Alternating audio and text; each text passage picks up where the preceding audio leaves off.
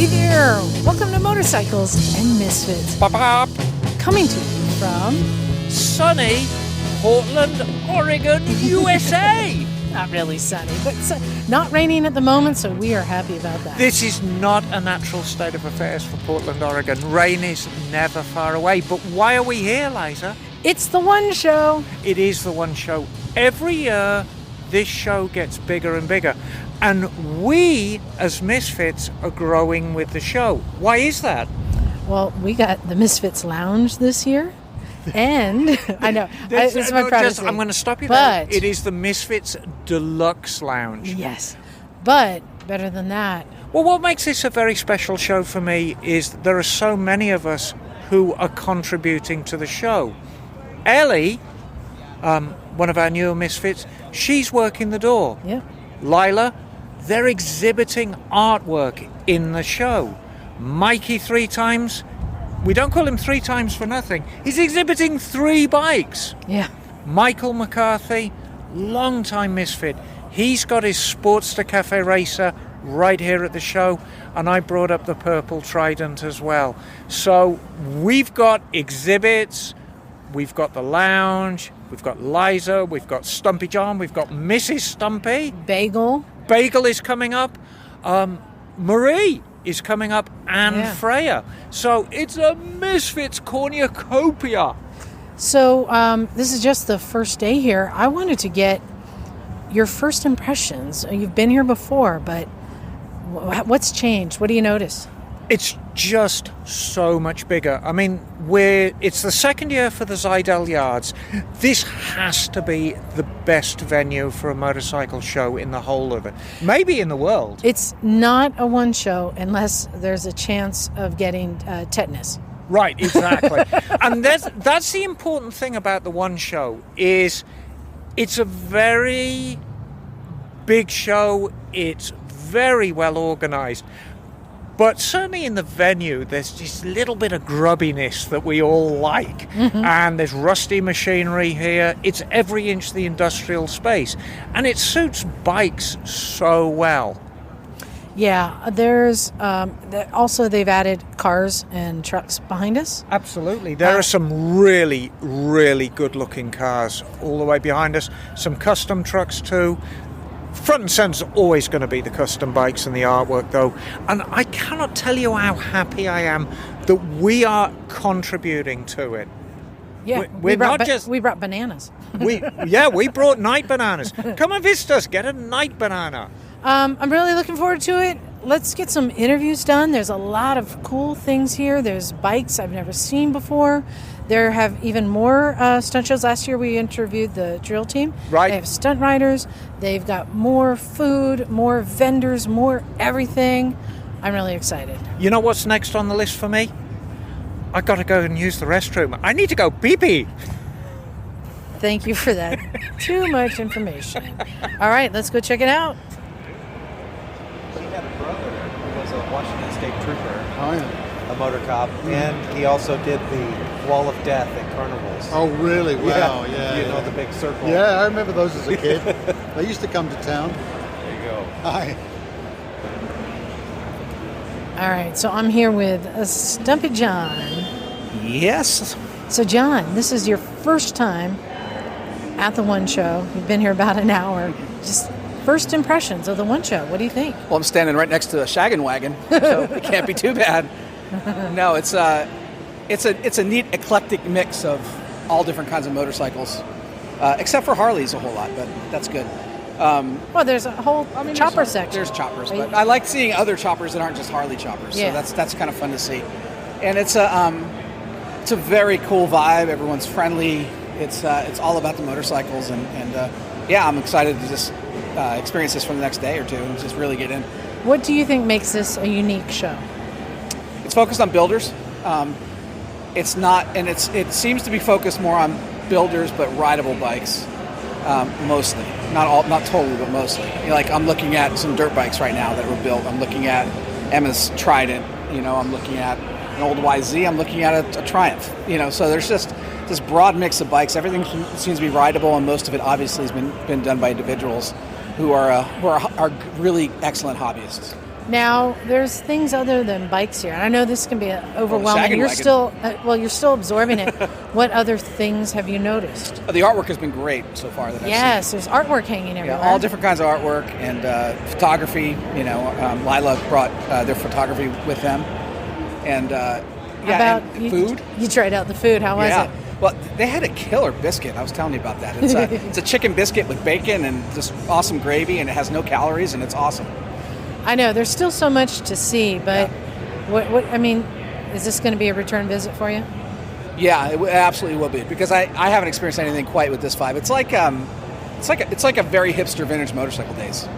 Yeah, you're looking very hipster in your knit hat you got. I know. It's because my head is cold. Hey, I am here with Matt from the Numb Nuts Challenge. I'm here. Hi, everybody. Matt, this is your first time here at One Show. This is my first time at the One Show. Yeah, drove up from the Bay Area to come up to Portland and check it out. And man, this is unlike anything I've ever seen before. So I want to get first impressions when you first come in. What did you gather? What hit you? The first thing I realized was just the scale, the sheer scale of everything. It's a big space that goes forever. Describe the building. And it's a big, almost a warehouse kind of open space, tall ceilings. So you don't know what this building was? It was like a barge building or a boat repair building. Yeah, it was a shipyard. Yeah. And they have these it's a very tall ceiling, giant cranes for moving the parts around. Big cranes, tracks on the ground for the cranes to travel on. Imagine a giant cave. Like it just echoes with everybody. Girders and machinery, but in the middle of it is every kind of motorcycle you could think I've ever seen, and they're all fantastic examples. It's wild. There's something for everybody here. There really is. If you're into bikes, you can't miss it. It's and scale-wise, like how many football fields would you say this is? Oh, this is probably, I'm going to say at least 3 football fields, maybe 4 you can get in here. Yeah. Yeah, it's massive. It's huge. It's like 3 Astrodomes back to back. Astrodomes. I'm more familiar. I'm old. What else have you taken a shining to? What's caught your fancy? The artwork that's on display here is really cool. It's as diverse as the motorcycles. I think there's lots of stuff that's kind of the tattoo style artwork, which is really cool. It's nice to see that. What else caught my fancy? The bikes, obviously. There's so much chrome. There's so much not chrome. Old ones, new ones, fast ones, slow ones. It's wild. Race bikes, street bikes. Yeah, it's crazy. And the people. Now, I'm going to hit you with a hard one. All right, hit me. One word to describe the One Show. One word to describe the One Show. Overwhelming. It's overwhelming. It's so much sensory input, so much to see, do, hear, talk about that, frankly, you need to have a cold beverage with you to take the edge off. Well, and they got that too. Yes, they do. Well, cool. Well, thanks, and I'm glad you made it up. Oh, thank you for telling me about it and making sure that this is on my radar. Is this going to be a regular thing? I think so. My buddy who came along with, he's not even that big into motorcycles, and he's like, we got to do this again next year. I'm like, yeah, we do. I think they've done such a good job of grabbing the culture. Yeah. Motorcycles, cars, food, tattoos, art, music. It's all here. Yeah. And it all goes together and makes this. It's just the culture. It's the best part of this culture is just the vibe. Everybody's having a good time. Everybody's laid back. There's exciting things that are going on, like the stunt displays and whatnot. Those are freaking awesome and loud. But yeah, the culture is, this is kind of at its best right now, and it's great to see it. Cool. Well, thank you very much. Hey, my pleasure. No problem.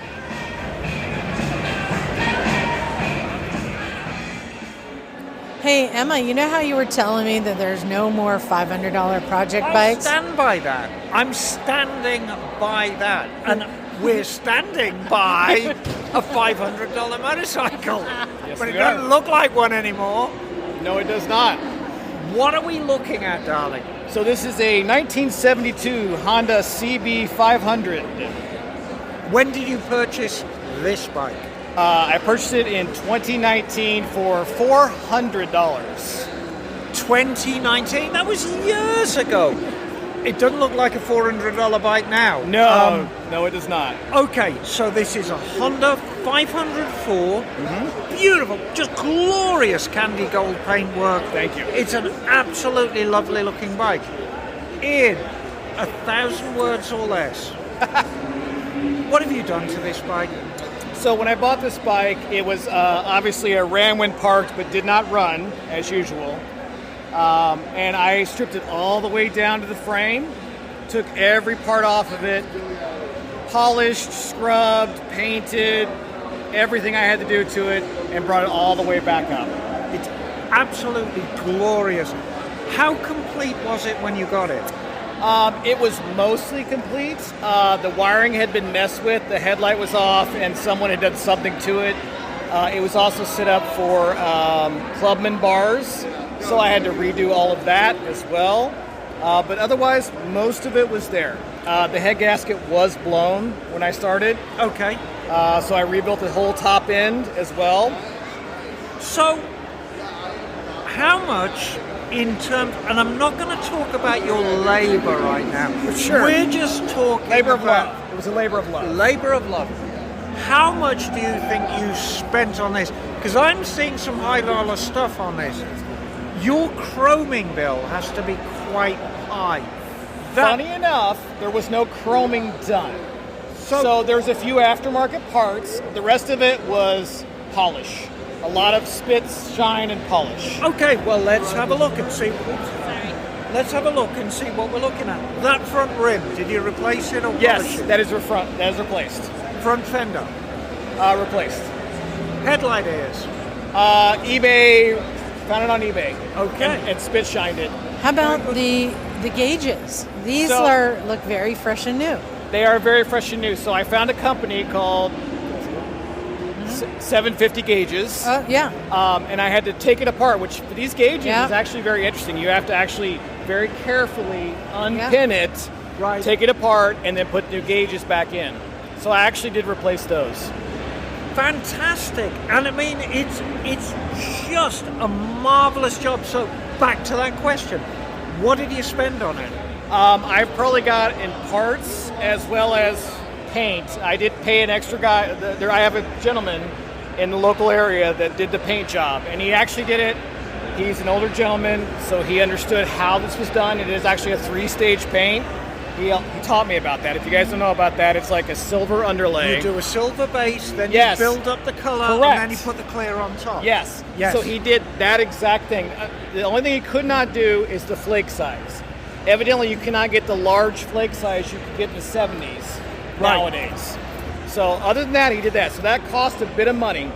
All in, parts-wise, everything else, $2,000. A little bit less. Wow. So this bike has cost you $2,500. $2,500. It looks like $1 million. But do you still don't believe in the $500 project bike? No. No, I don't. It's a tough one. These bikes, I remember these bikes going that cheap. I must admit, I think even in 2019 you got a bargain. I did. They're getting thinner and thinner on the ground. They really are. But I think a lot of 70s motorcycles are, actually. here's the $1 million question. How many man hours have you got into this bike? Honestly, I'm scared to actually calculate that. Well, you're going to do it now. I would say it did take me 6 months, weekends, evenings, and I got it done. So I don't know how many hours that would be. I would have to actually calculate it, but it was a bit of time. Right. My wife was happy I was out of the house. Let's just say that. Good-o. No, it's a testament to you. It's a beautiful machine. There's nothing I do not like about this bike. And I will say that one of the reasons that I actually felt like I could take on this project was your guys' podcast. And no, I'm on it. I'm serious. I was listening to your guys' podcast before. I had just started writing, actually in 2017. And I was listening to your guys' podcast. I'm like, if they say I can do it, if Miss Emma says I can do it, I believe I can do it. And sure enough, I got down and I got this rusty, oily mess in my garage, listening to your podcasts, brought it back up. Now I have a running bike thanks to you guys. And it's glorious. Now that you're on the other side of it, what is one piece of advice, something you learned in the project you would pass on to somebody who's starting a project? Specific to this bike, if you're trying to do a 4-cylinder bike with 4 carburetors, get a good carb sync tool. Right. Number 1. Also, always check the electrics before you check the carbs. Make sure it is timed and running electrically before the carbs. I did tear this carb down probably 20 times. Turns out I had a bad advancer, and that was the problem. It was actually in the electrics. Good lesson learned. It was a very good lesson. I'm going to put you on the spot right now. Okay. What advice would you give Miss Emma now you have completed this bike? Would I give you? Yes. Oh, how could I give you advice, Miss Emma? I got advice. Buy low, sell high. That is Buy, good advice. buy. Sell. No, it is beautifully done. It's an absolutely superb machine. Thank you for proving me wrong. I still stand by it. I think this bike is a testament to your hard work, testament to your bargaining. True. He did come down. So, I think this is a fluke. I still maintain you can't do it. But prove me otherwise. There you go. Thank you. Thank you. Okay, I decided to play a little game with the Misfits here at the One Show. I've asked everyone to pick 3 bikes. One that you just want to throw a leg over and ride. One that you want to get dirty with, if you know what I mean. A sexy bike. And 3, a bike you would gift to another Misfit. And why? So I've picked my 3 and I'm ready to answer the question. So the first bike, and I don't know if this is cheating, but it's not even in the show. I found it in the parking lot. But it is a KTM Adventure 890. It just calls me. I want to throw a leg over and ride it. I have to say. My backup would be, there's a SR500 flat tracker in there that looks amazing, that just looks fun. But that 890 Adventure bike I want to get dirty with. Well, it's not even a bike at all. It's the Shaggin' Wagon. That Shaggin' Wagon, I just want to get in there and roll and all that plushness, if you know what I mean. Yeah, I love that thing. And the bike I want to gift to another Misfit. Right now. I've never seen one of these before. But it is a Yamaha Morpheus. Am I saying that right, Bagel? Morpheus. Yamaha Morpheus. It looks like a Ski-Doo with wheels. Right? Yeah. Bagel, how would you describe it? Like a very long Ski-Doo with wheels underneath. Yeah, that's pretty good. You can barely see the wheels. It's very low and just slim, and I would give that to Bagel because I think it's so rad. It's one of the raddest scooters I've seen, and the raddest scooterist I know is Bagel, so I would give it to Bagel. Well, thank you, Liza. All right, well, let's see what the other Misfits choose. This is a very, very interesting club I've come across. And actually, we met them last year, so they're not strangers to us. I am with Doug and John and Mike. Who are you guys? Take it, Doug. We are representing the Oregon Vintage Motorcyclists, which is a club here in Portland. We're pretty open to any motorcycle. You just have to be enthusiastic about vintage. Okay, very good. And Doug, I know you've got a lot of bikes. What are you riding today? Today I'm riding my 73 Triumph X75 Hurricane. John, now you're one of the officers of the club, I'm told. I'm currently the treasurer. Good Lord, so you're in charge of the money. Yes, what there is. Okay, and what do you ride? I've got a 68 BSA Lightning here today. I'm seeing a commonality here. Made in England bikes. Mike? Hello. What is your role within the club? I'm a volunteer. Okay. And Yes. a willing volunteer? Yes, for the most part, yeah. Okay. What motorcycle did you bring to the I show brought today? a Vincent Repeat today to the show. And a magnificent bike it is too. So I know you're open to all vintage bikes, but I am seeing this love of English bikes. Anyone like to kind of define that? I mean, to me, every single English bike is special, from the humblest Bantam right up to Vincent Repeats. But I've never really been able to define it. Would anyone like to take a stab at it? What makes them so special? Well, I think part of it was timing. You know, that they were, in terms of our vintage club, the 1960s, 50s British bikes were the first great vintage bikes as we all got older. Yeah, and I kind of buy into that because as a youngster, the cool kids always had the British bikes. You know, we weren't cool enough. We were riding around on two-stroke Suzukis, but the cool kids had the British bikes. And I think that's true in America as well. Well, it was exactly the same for me. I was riding a Honda 160 when the older cool guy down the street had a 68 BSA Lightning, and I've wanted one ever since. So, Mike, like me, you're English. Where did you grow up, honey? In the northwest of England. Okay. And then the northeast. And then the northeast. Which is about 50 miles away. It's not very far. Does that make you a monkey? It does. He's a northern monkey. He's a cheeky monkey. So, when did you start motorcycling and what did you start off with? I had a Norton my first bike was a Norton. Lucky guy. Well, it was a Norton Villiers Triumph. It was a NVT Easy Rider, step-through moped. Very, very well. Yes. It wasn't that great. Well, it was a start, though. It was a start, and that's the most important thing. We all got our start somewhere. So even back then, you're like, I'll give the domestic product a try. Yeah, and it's been a love affair with English bikes ever since. Yeah, for 30, 40 years. Yeah. Fantastic. So, in order to join your club, do you have to be in Oregon, or do you accept members from everywhere? We have members from all of the surrounding states. I don't think there are any that are much farther away than that. There's no restrictions, though. Okay. Well, we have California members and Idaho members and Washington members. Fantastic. And do you go on organised runs and?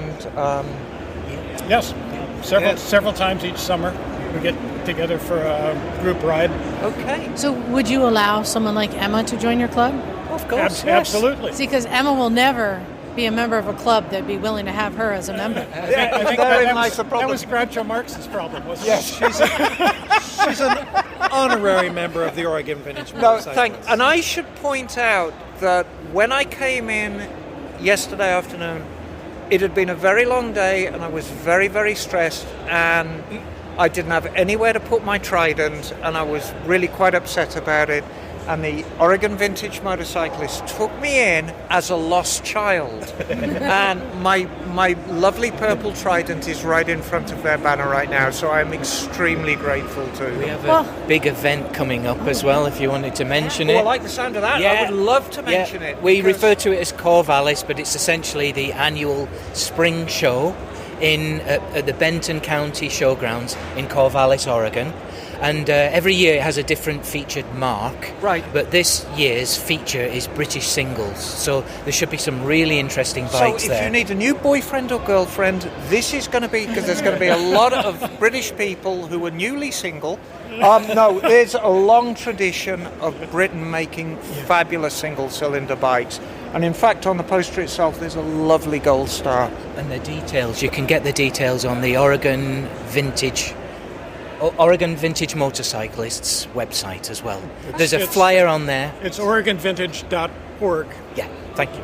And I wanted to thank you guys. You're also hosting our Misfits Lounge, as we call it. We kind of have you in our backyard. Yes. You actually miss the Misfits Luxury Lounge. It is deluxe back there. We're amongst the cables and the spare tyres. So And the abandoned bicycles. yeah. Oh yes, I forgot about the abandoned bicycle. So yeah, it really is deluxe. But it's great talking to you. And the thing I want to stress is how approachable these guys are, but the standard of bikes is incredibly high. They are just delightful. Is that Harley Davidson one of you guys as well? It is. That is just. And that's original paint. AMF Harley Davidsons in that condition are thin on the ground, and this is just glorious. Well, and there are a lot of British bikes, but there are also Japanese bikes, there are German bikes, there are American bikes, there's... And Italian, the featured Italian. mark at the show a year ago were Italian bikes. Now, Emma doesn't know I'm about to do this, but could we possibly walk over to this beautiful Triumph over here, built by Emma? I'd love to hear your critique of it. Tell us what you think. Critique or yes, our just do your opinion? Yeah. So, what do you? Have you seen a Trident like this before? No, it's beautiful. In fact, Emma wasn't here when I first saw it when I came in this morning, because it wasn't here when I was left yesterday. And I said to Doug, well, does she actually ride it? That's too pretty to go out on the street. It's mint. Yeah. Can you tell what things she's done to it? Yeah. List them off. Let's see if you can Mike see. obviously knows his bike, so I think so, figured and out- Doug certainly does. So it's got a different front end, which is actually an improvement. It looks like maybe smaller wheels, perhaps. The paintwork is outstanding. And you can tell because there's no stains on the top of the motor that it's got Mikuni carburetors rather than Amels. Yes. And actually, the carburetors were the second incarnation. Originally it came with Amels, and then I had Delortos on it for a little while, but of course, being Italian, they broke down a lot. And then I finally went to the Mikunis. And the 3-into-1 exhaust is not original. Made right here in California. No, you're not in You're not in California. California. Oh, You are right here in Oregon. made Don't down forget there it. in California. There you go. Well, I bring a little piece of California with me wherever I go. Yeah, you need to remember where you are. And it's lovely. It's a rider. As a owner of a British triple, I know how much fun they are. Well, Emma's very good at doing a highly modified bike that looks like a stock bike, it doesn't- and you guys have the eyes to spot the spot it. difference. Yeah, but so it good on you. looks correct. So, as judges, how would you rate it? 2 thumbs up. Yeah. It's really nice. It's Okay. like you say, it looks like it's come out of the factory, but better than the factory. Oh, you know? thank you. No, Yeah, honestly, so, thank yeah, you, it's Mike. really nice. It's subtle From- paint. From a peer, that means a great deal. And I've always done the same with my bikes. I always put kind of stock paint schemes on them, but I mess around with the shades. This was actually originally a purple bike, but the Triumph Purple was kind of dull as dishwater. So I've turned the volume up on the purple, but the layout and the graphic is all stock. Well, it's a beautiful bike.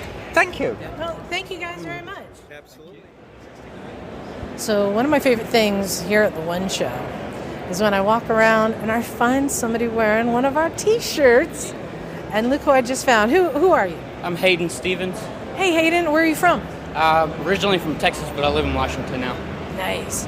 So you came to the One Show to check it out. First time here? Yep. First time I heard it from y'all, and I decided that this year I needed to check out as many shows as I could. Yeah, we're all busting the seams to get to shows. So what's your first feelings on this? What do you think? You can just tell that there's a lot of camaraderie with people that don't know each other. Because I've been stopped to talk to about my bike, which I'm a shorter rider, and I'm on a bigger bike. Well, for me, it's a bigger bike, 650. What are you a riding? KLR 650. Nice. 2022. Nice. I just bought it. Ooh. I'm literally on my toes every time I stop. Yeah, Stumpy John's got one too. John, he's got a KLR. You're a good man. So I think you're right. You know, a lot of times you go to motorcycle events and there's kind of cliques or certain cultures. But here it seems like everything is cool. everyone is cool. Everyone is here for the common passion of all things motorcycle. Would you say that sums it up? Yeah, it seems like everyone's looking at every bike, no matter what they ride in. Like even like there's dirt bikes here and Harleys and all that. And I've seen everyone just stop and look and admire like all the bikes. Have any stood out to you? Any favorites? Well, the ones I came here for. Which are? Which is Miss Emma's and did you see Mike. it? Yes, I did. Today I actually saw it. I didn't see it yesterday. Yeah. I probably just walked by it looking the other way. And then I've also seen all three of Mike's. What'd you think of Mike's bikes? Those are pretty awesome. Yeah. I like the Burglar the best. But I like his leather work. He's very proud of the signs he made. Well, and we have one more bike here. Oh, yeah? Yeah, Michael brought a bike. Maybe I'll walk you over and take a look. You want to do that? Yeah, that would be cool. Let's go check it out. Yeah, so these are the zip hoodies. These ones have a hood, and these ones are crew neck. Okay, I'll have the hood one. All right, and now I have a special guest coming up. So joining me now is Mrs. Stumpy, also known as Melissa. Yes. Melissa, I want to know for you, this is your first time. Is this your first time at any like major motorcycle event? Yes. Well, I've been to not this big. Okay. I want to know for you what has been the most resounding thing for you here. And you are a new rider. So what is it that's really impacted you here? One thing, I was a little surprised that people recognize me as Mrs. Stumpy. we told them to do that. Which I had forgotten. I was told that, but I had forgotten. And I started giggling because I was like going, oh, wow, I didn't expect that. And then I forgot that. So listeners have been finding you. Mm-hmm. Yes, and they have been. You've met a lot of listeners. Yes. And what do you think of our community? Lovely. Very lovely. Very friendly. Open to chat about anything. Really nice. Yes. A great community. Yeah. Yeah. You've been hanging out in the lounge and having conversations. And what are some of the things that some of our listeners have brought us?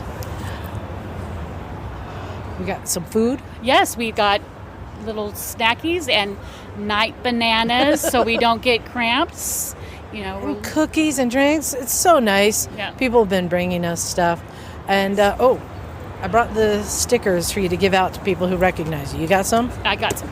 Okay, good. So let's go in there and let's chat with some more people. Oh, yes. All right. Thank you.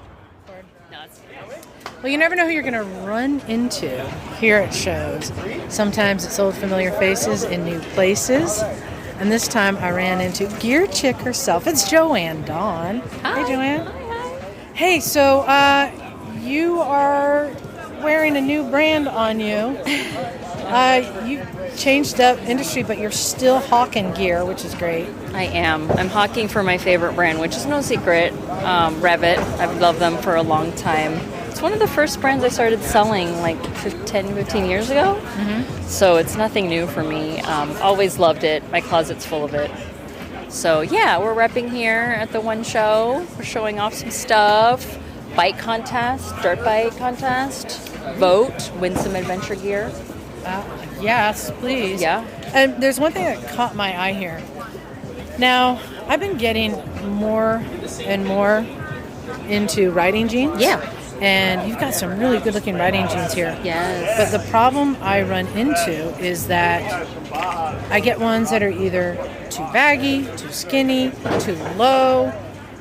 Just like with any jeans, it's hard to get something that fits right and that is more forgiving. You've got some stretch Kevlar riding jeans here. Yeah, with the lumbards, I'm actually going to pull up some information here so that I don't get anything wrong. Instead of using Kevlar, we use our own proprietary materials. So instead of DuPont Kevlar, we use our own Power Shield and other power fabrics. So abrasion resistance, armor, a little bit of stretch, AA certified, so AA rating. So you get a little bit stronger jean than just a light city jean. But that one does have a little bit of stretch in it, I believe. I'm going to triple check that. But the Lombard will give you a midish rise. So better than some of the other low ones out there. You might have to go up a size from like a regular American Fit classic jean because Revit is Dutch. So you might go up one size, just one from your normal. And for most standard riding positions, if you're on like a GS, you're on an Enfield, you should have pretty good coverage. But we also have a belt called the Safeway belt. I want to know more about this because I was telling you one of the issues I have with a lot of the jeans is they're not a lot of flex, and when you sit down on your bike, you're getting the crack showing, you know? So we're going to minimize the crack. Yes. So we have a brown leather or black leather belt. It's called the Safeway. It's $53 retail, and there's different sizes, but it has a 6-inch zipper connection on it for Revit, and actually some other brands that share our zipper size. So you just wear it as a pretty belt, and then you can zip your coat to it. And I just wanted to say, if you're hearing a sound in the background, we're across from the axe throwing booth. Watching it when in Portland makes my rotator hurt. I'm like, oh my god, I know it looks cool. So yeah, try the Safeway belt. That might work with other jeans too. So does this have the zipper in it? No, so the zipper would be on the belt. Oh, and then your jacket. Belt and then to the jacket. Uh-huh. Whoa, okay, hold on. Mind blown. Yeah, and some of the summer jackets here have a zipper connector. The Eclipse has a zipper connector. So a lot of our jackets and some shirts have the zipper connectors that'll zip to the belt. Because you probably will never, I'd say hard to find a true high rise riding jean because fashion-wise, it doesn't look as slick as a mid. But also with Revit, the Dutch, with our brand and fit, that's kind of the fit you're going to look at. But the Lombard's a great way to go because it's a little bit more forgiving. Yeah, we were just down in Death Valley. Awesome. Nice and remind everyone where they can find Revit jeans and other Revit products. You can find it on the U.S. website, revitsport.com, or any of our partner vendors, motosport.com, revzilla.com, cyclegear.com. Those are the big ones. All the places. All the places. Locally, Moto Corsa is our big store partner here. But cool. All the big. Well, thanks so much. It was good running into you. It was great to run into you. Yeah. So we are at a motorcycle show, but you know, there's more than just motorcycles here. In fact, one of my favorite things that I'm sending everyone over to see, I'm calling it the Shaggin' Wagon. And I'm here with Sergey. You own the Shaggin' Wagon. You probably have another name. What do you call it? Desert rat. It used to be a desert rat because it was sand color, like this tan color. And as soon as I got it, we went to a work desert, and I was like, it's a desert rat. So tell everyone what this is. It's a Chevy, it's 80s, but I put 70s grill and bumpers and everything, all the side markers, taillights, all 70s, and I found those bubble windows. We were just talking about how do you make a minivan cool? Throw a bubble window on it. So this is an 80s van, but oh my God, there's not a piece on it that hasn't been modified. First of all, we're at the side door, and this is like, what do you call this, a pop-up? Gull wing door. It's a gull wing side door on a van. And as I reach up, I'm petting it because it is lined. What is it lined with? What is that? What is this lined with? Lined with? This is like a 3-inch shag. Yeah, I don't know what's it called. Fur. It's like fur. I forgot what's it called. It's kind of like a shag. I think you skin Chewbacca. Is what it's like. Yeah. Now, how much of this interior did you create? Everything. Oh my God. Okay. I started with insulation. I did a sound dumping, so it's quiet inside when you're on the highway, because it's like working vans. When you're on the highway, they are rattling. You can't hear anything. And then I did sound insulation and heat insulation. I can sleep in the winter in it, and in summer it's not really hot. And then I did all the interior, everything, all the shag, bar, and bed. And okay, so first of all, let me just try to describe this. Every inch of it is shag. The floor, the walls, the ceiling is like deep shag. There's a bar. It looks like a 70s, mid-70s bar. Down into a table. The top slides down. Oh my gosh! You have the requisite small chain steering wheel. Yeah, 8-inch. It's really small. Yeah, 8-inch. You got shift on the column, and then the coup de grace back here in the back is little flowers. I decided to go with fake flowers since. Yeah, there's hanging plants around it, but then there's a bed that fits two. Maybe. Easy. What do you call it? Like turned wood, like 70s style turned woodworking around it. Yeah, actually, that was just an old 70s bed frame.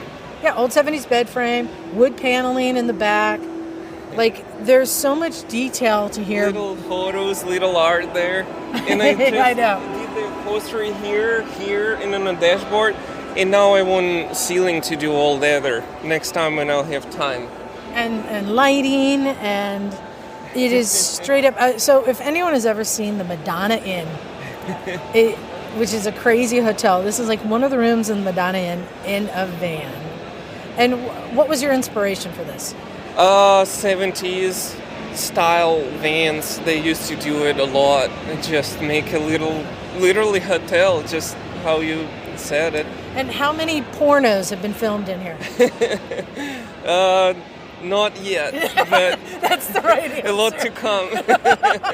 Not yet. Well, I love it. I'm glad that you're here at the One Show because it's more than just motorcycles. It's this culture of just, I mean, you love everything, food and art and motorcycles and cars and trucks and vans. So, yeah, thanks for being here, man. I'm really getting a kick out of it. Thank you. All right, nice meeting you. Nice to meet you. Thanks. That's an important part of the machine, keeping it going. So that actually was a very successful prototype in the sense that it showed that lubrication system works great. Never had a problem with it. I think in the 3 years of this bike, I've only filled it twice. And I think that was because it fell over one day or something. Something happened with that. All right, down here at the One Show, of course, you can't have a custom bike show without choppers, right? Old school, new school, all the choppers are here. And who best to describe and comment on the choppers here is Mikey 3-Tie. Yeah, I don't know that I'm the most qualified person in this room here, but I can say a couple of things. And if you're listening, we're standing in front of my bikes right now. I guess Liza decided this was the best place where you can hear the most. But there's a lot of different styles of choppers here. There's a lot of Springers. I see some Honda VLXs, a couple of what do you call it? Triumphs. Yeah, Triumphs. I mean, there's so many different versions of choppers. Yeah, Hondas. I feel like the spectrum goes from like shitty barn find with beer bottles underneath it to like really high-end $30,000, $40,000 choppers, and then there's like mine, which is kind of nice, but you can still ride it. So there's a lot of shiny stuff, and it's not all chrome. Are there any details on any of the bikes that you have got your eye? Yeah, this bike behind you, this Playboy bike, it's got a little gold chain, like a player. Yeah. Like a gold chain right up on the top of the. Let's see. Let's walk over and see. So we are looking at this. Is a Sportster? It's a 2001. 2001 Sportster. This is. It's got a pearl paint. This looks like an 8-over front end with some narrow bars, high bunny rabbit ears, high sissy bar. High sissy bar. It's a very clean bike, all pearl white paint, but it's got like the gold Guido chain. You see it? It's the Playboy bunny. It's little details like that. So this one caught your eye, huh? It's got the tiny little peanut tank. Yeah, I mean, it's the little things like that. It's like what makes it, what it is. It's got the Playboy, but like that's just like kind of bringing it right over. And it's got a Fat Boy rear wheel, spoke front. Yeah. Nice. What else has caught your eye? This purple one over here next to me. Let's go see. We've got Triumphs. I mean, it's all the crazy stuff you see. Some look rideable, some don't. Oh, wow. All right. This is a 1966 Shovelhead. It's definitely a show quality bike. I mean, everything on it's chromed, even the shovel heads, top to bottom. And then it's just a really kind of classic style with fishtails. It's got the twisted sissy bar, Springer front end, wide, like 12-inch old school 70s bars. I mean, it looks really throwback. It's just really clean. It's really pretty. I wouldn't ride it. That's kind of where I'm at. You know what I mean? Which one do you most want to ride? The BMW over there. That's not even a chopper, but I mean, it's just so over the top done. I love it. You know, it's got the Moto Gadget M unit and all that stuff that I have on my bike, but he went like the extra step with it. So, all right. So I'm asking all the Misfits. yeah. Pick a bike you most want to ride. So the BMW. Yeah. What style is it? Oh, it's I don't remember the name of it. It's It's looks not a like cafe, a fucking though. boxer. It's a boxer. But But it's got like a supercharger on it. It's got all custom swing arm and like all these machine parts that are polished. And what it's just is really it that pretty. draws you to it that you want to throw a leg and ride it? I don't know. It looks like a fucking beast. Yeah. And it's so shiny and pretty, but it also looks like it would rip the fucking road up. So, All right. The next question: yeah. which bike you most want to bang? Which bike is the sexiest motherfucker out here? You know what I mean? I feel like this one, the purple one. This one. It's this just does so it for you. classy. It gives Yeah, you it's the like a classy feelies. girl. Nice. And then here's the last question. Yeah. Of all the bikes in here that you've seen, what's one bike you would most like to gift to another Misfit and why? I feel like the one that I think would actually be a gift would be this 350 Honda over here. That's Okay, a yeah. complete kind of wreck looking like. Yeah, it's a But I- rat chopper. Yeah, but I think the reason why I would gift it is because whoever got it would be really proud of its uniqueness, but also would maybe encourage them to want to like pursue a little bit more modification and like cleaning it up, which is essentially what I did with when I built bikes. So who you giving it to? And you can call on any Misfit, because I was even thinking, let's give it to Andy. Yeah. He would I've love seen it. what He Andy would love does it. with bikes. He would love it. Andy takes a really pretty bike and just uglies the shit out of it, but he loves it, so that's great. I think I see this one could use the opposite. And I mean, I can explain what it is. Hold on, you have to describe what we are looking at right now. Yeah, so there's a fat tire, like a 1990s, 2000 Orange County chopper style, and a lady You is know who's sitting on you know it. who's on that? Who? That's Lila. Oh, that's Lila on it. John, that's And Lila she's behind got a us. skeleton Turn helmet. around. Wearing and a it helmet comes- that is a skull. It's a straight up skull. It is a skull. I didn't And even know that Lila was a is helmet. I thought it giving was like a prop skull, but I guess it's a helmet. Oh, and you know what? And here's a chopper I didn't notice. This is the one I was talking about. It was kind of bothering me a little bit. I mean, it's kind of cool, but it I feel like it's like so hipster every time I'm over here. I have it's like to a gang of people describe- throw their so friend on it, and this- like 8 guys pick the bike up. Looks and like they take a picture with it. Sportster rat rod and fishtails and like Schwinn bars, but they've gone all the way over. Pennies. They've littered the whole area around it with beer cans and bottles. It's like the panty chopper. They're full on. They're full in. Cool. Yeah, but you see the guys come over here because I was sitting here by my bikes for a little bit, and here, let's move out of the way so people can see it. And yeah, they just get ridiculous. So I got one more question for you. Cheers. There you go. So this is your first like legit show that Yeah. you've been in. How you feeling about it? I feel like I feel like a bit. I don't know. Like I feel like I do better in local shows because it's easier to be a big fish in a small pond, you know. And like my bikes when I first rolled up, you know, there was a couple of choppers that came in and I was like, oh, I got this. And then by the afternoon when I came back, all the heavy hitters pulled in with these really high end bikes. A lot of them I wouldn't even ride, like I said, which kind of, you know, they pull people in.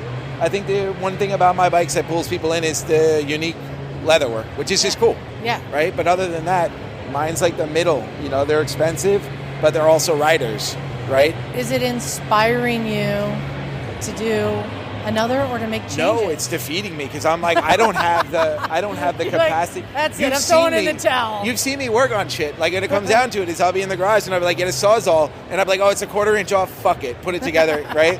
A lot of these bikes here, like, people didn't do that. Like, they've had these bikes pulled apart for 6 months and meticulously working on one little thing and one little thing and then building the whole thing and pulling it back apart. So I feel like I don't have that kind of patience with shit. I'm more like, I want to ride it this weekend. Like, is it close enough, good enough? And that'll never win a show like this. So, but, you know, I'll keep building. I'll probably do a cafe racer next. And lastly, what's been the highlight of the show for you this year? Just watching people enjoy my bikes, you know. Like there's some ladies taking pictures right now, Captain Crunch. Oh, there's Paige. Hey. That's the lady who painted them. Oh, well, let's go say hi. Yeah. All right, thanks, Mike. Yeah. This next interview, I'm very excited about. We're with Bree from Royal Enfield. Well, you tell me where you're from, Bree, because it's kind of Royal Enfield, but it's kind of not. No, it's 100% Royal Enfield. Right. Yeah, but it's the racing program that we're talking about. Yeah, build, train, race. So we have a race team in flat track that races with American Flat Track, and then we have a road race team that races with Moto America. But all female. All female. Yeah, we're even bringing in female mechanics now. Right. So this is something that we learned about from Melissa Paris like a year and a half ago, and she was really excited about it. She was super excited about it. So we've been chomping at the bit to actually talk to you about it, because you're running this program and you're working hand in hand with Royal Enfield to really make this thing happen. So just to recap, tell us exactly what the program is. So I'm going to give you a history first. So Yeah. a lot of people ask, like, how, Brian, why are you doing this, and Yeah. where did you come from? So I come from road racing. I was in the road racing paddock for about 2 decades. And then I left to join Royal Enfield. And, it took a while for us to establish business. And then finally, my partner over in the UK, Adrian, was like, well, what do you want to do? Do you want to do a female-focused program? And I said, yeah. And he goes, well, what do you want to do? And I was like, well, I want to mentor women how to build motorcycles, to train on them, and to get them to race in the biggest audience that we have here in the U.S. He's like, go for it. So he's been really supportive from a financial standpoint. Royal Enfields are a really good, simple motorcycle, right? They're not highly technical. You don't have computer systems that are super crazy. And these are the loud groms again. Yeah. So I've known Melissa for about 15 or 20 years, and we used to always joke around in the paddock that how cool would it be if we one day had a race team? Mm-hmm. So this is kind of our version of that dream.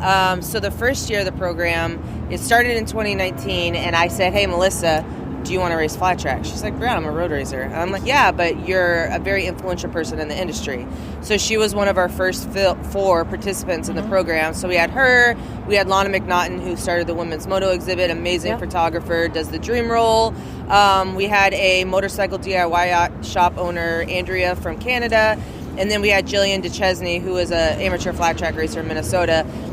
And during that year, COVID happened, right? And there was so many things going on, and I said, well, let's make the best of it. So we ended up having, I think, 3 races in total, which wasn't what the intention was. We were supposed to have 4 or 5. But during the build process, we started getting great sponsors like Maxima Lubricants. S&S developed a 2-in-1 exhaust system just for us. So people their interests were already getting piqued from that.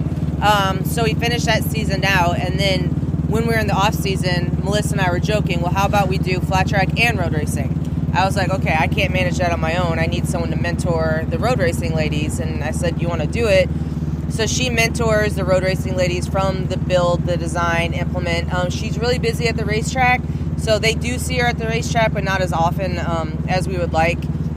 So that's been kind of a work in progress. So last year we had 9 women in flat track, 7 women in road racing. They each had, I think the women in flat track had 4 rounds and road racing had 3. And then I was like, of course, I want more, right? So you have both of those racetracks, or both of those, series, we race at big tracks. So 7 women wasn't enough for road racing. And then I want a semi, I want a bigger presence. So we were like, okay, let's bring the program to 15 riders for road racing and 15 riders for flat track. So actually, last weekend in Missouri was our first full 15-rider grid in American Flat Track, and that's in history. Fantastic. And it went flawlessly. The racing was amazing. There's, banging bars action. You didn't know who was going to win. You don't know who was going to finish 4th, 5th, or whatever is exactly what I had pictured in my mind always, and so everything finally clicked together.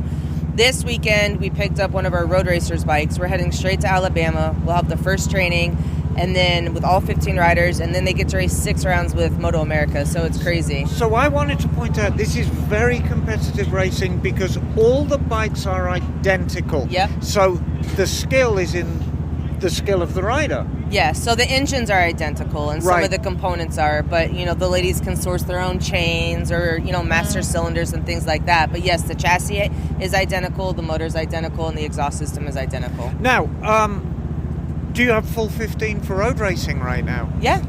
Fantastic. And here's something I found interesting. What's the age range of your riders? It's kind of crazy. So on our flat track side, our youngest is 18, but she's been racing since she was 4. And our oldest rider actually is a Portland native, and she's 44. So that's on the flat track side. Right. On road racing, our youngest is 23, and our oldest is, I think, almost 58.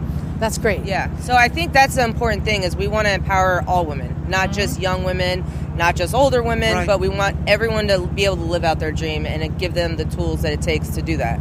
And let's go back. I mean, this isn't just the racing.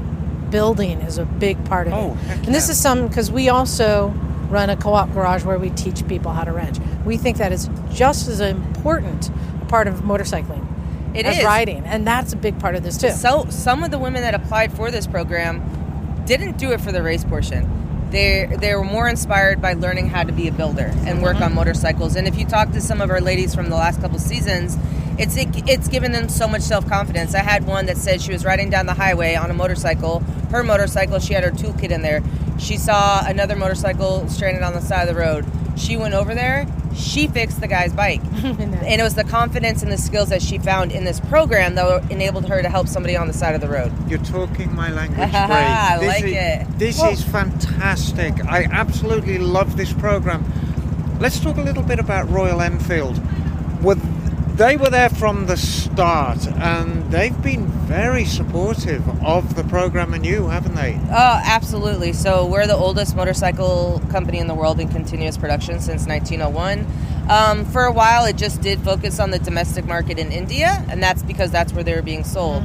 When Sid Lal, our CEO, managing director, decided to go global, his first investment was into the North American market and opened up a subsidiary here. And it took a while, right? We had to deal with things about quality perception or the fact that it was not made in the U.S. and like all those little pain points that you just have to tell people like it's going to be okay. And this is a brand that's invested in this market. And I remember when they first came out, it's a boutique bike. You can get a new old bike. Yeah. It was really cool with updated electronics. Like, wow, how cool. And in terms of CEOs, he's relatively young, isn't he? He's bringing a very youthful... I think he's around the same age, maybe a couple years older than me. Right, Yeah. so he's bringing a very, very youthful perspective to it.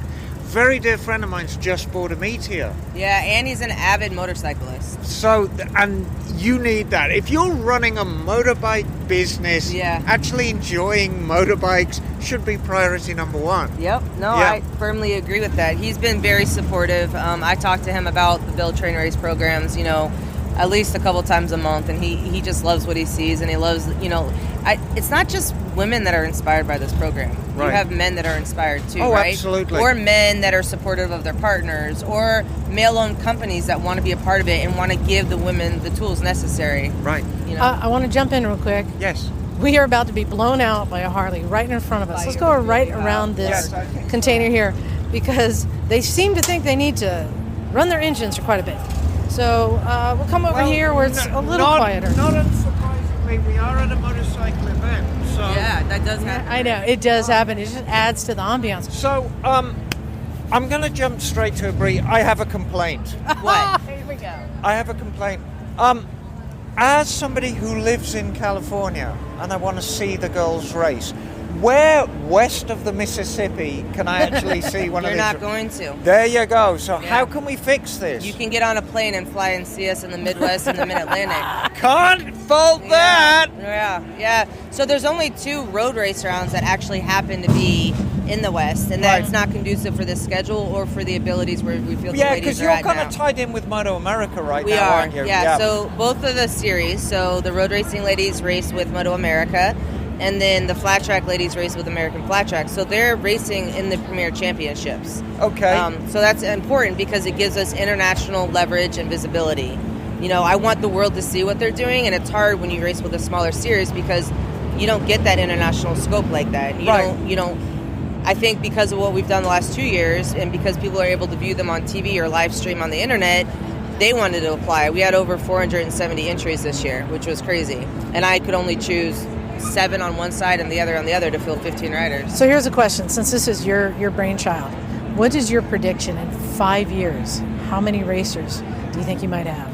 What do you think here in North America or globally? So I launched BTR in Brazil last year. That's even cooler. Yeah, so we have we have the flat track program in Brazil. Last year was 4, this year will be 6. Flat track is a relatively new sport. We have an amazing flat track partner. His name is Flavio. He runs the entire flat track championship down there. Was very supportive of this. So we'll have 6 in the BTR class, and then 2 of the riders from last year are being promoted into the 650 series, which we're starting down there. There are a couple countries in Europe that will announce soon that we're doing the BTR program, and then in India as well. So you see this as a global program? It is absolutely a global program, and we do get a lot of people from Germany, Australia, New Zealand, France, Thailand that want to be a part of it, but they don't live here. So we're like, okay, well, now it's international. How do we support that? So we'll do a country here and there and add to it, but we want to make sure that since the U.S. was the original market, we want to fine-tune it, make sure all the recipe is correct, make sure that our program sponsors can support it in, say, France and Germany and Australia and places like that, because we don't want it to be a mixed match hodgepodge. We want to make sure that everyone gets the same level of support no matter where they are. Fantastic. I think this is just the greatest thing. Anything that empowers women is superb. We just need more of it. Yeah, exactly. And you said you came out of racing. So would you say that your ulterior motive is to get more women racing, or was it to sell more bikes? Neither. Ah. I think it's, from a brand perspective, it's brand visibility. Yeah. Right? So I think there's marketing things that you do to sell bikes, and then there's marketing things that you do to showcase a brand and just inspire people. But the other side is to empower women. And it's not to get them all turned racers, because some of them might not want to do it after a year, but they feel empowered to be able to go work on a motorcycle on the side of the road or build confidence, or now they become a better street rider. To me, that's a win. It's not, the racing is just 1/50th of what the actual program is. I think it's great. And again, the Royal Enfield, it makes sense because it's still, at the core, it's a simple bike. It is. You can get in and put your hands on it. It's mechanical. If I can work on it, anyone can work on it. Well, cool. So if somebody wants to follow, learn more, where do they go? So we have a website, buildtrainrace.com, so you can read all the women's profiles, check out the videos.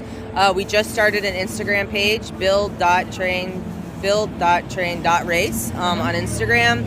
We do open up applications every October, so if someone is inspired by what they hear today or throughout the season, that was going to be my can apply. next training. My next question.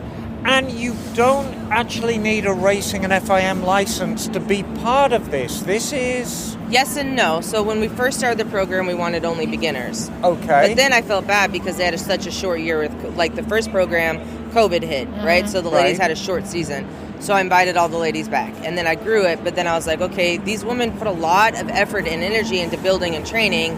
So all the women from last year, for the most part, were invited back. There might be an exception here or there. Hopefully they all finish out the season. We had some couple that were injured that couldn't. So again, invited them back to get their time. So I'm thinking it's going to be a 3-year cycle. Oh, right? okay. So every 3 years we'll start with newbies, and then escalate them and then graduate them.